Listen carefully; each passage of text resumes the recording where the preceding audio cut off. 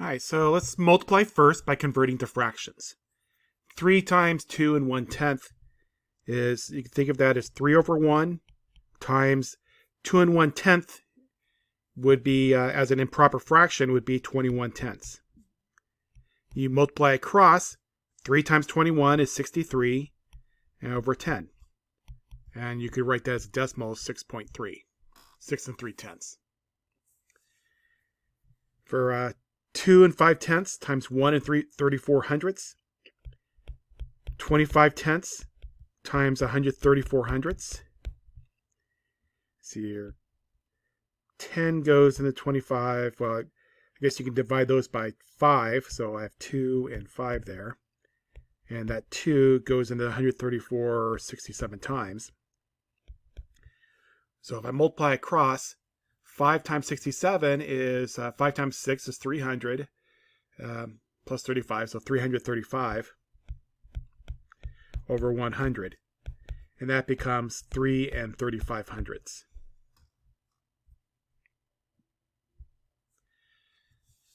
To multiply decimals using a vertical algorithm, follow these steps. That first, you multiply as with whole numbers. So ignore the decimal point, just multiply as you would with the whole numbers. Count the number of digits to the right of the decimal point in each of the two factors. Suppose this is m and n. Then insert the decimal point in the product so there are m plus n digits to the right of the decimal point. So for instance, 26 hundredths times 4 and 8/10, I would just treat it as 48 times 26. So 6 times 8 is 48. 6 times 4 is 24, 28. 2 times 8, 16. Placeholder. Put a 1 there. 2 times 4 is 8, plus 1 is 9.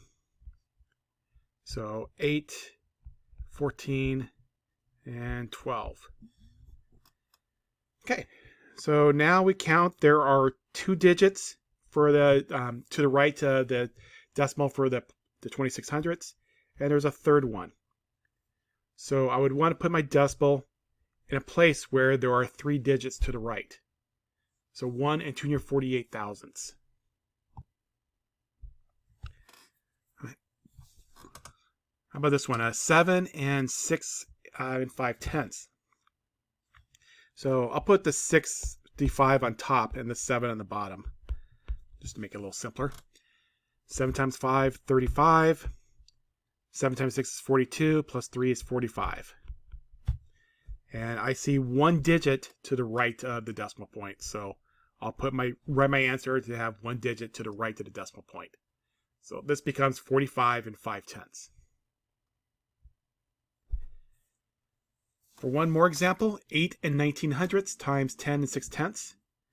So this really becomes 819 times 106. So I would have 54, 6 plus 5 is 11. 6 times 8 is 48, 49. And then now for the 0, I would have a placeholder and multiply by everything is 0. So let's go to the 1. 1 times 9 is 9. 1 times 1, 1 times 8. So it's 4, 1, 18, 6, and 8.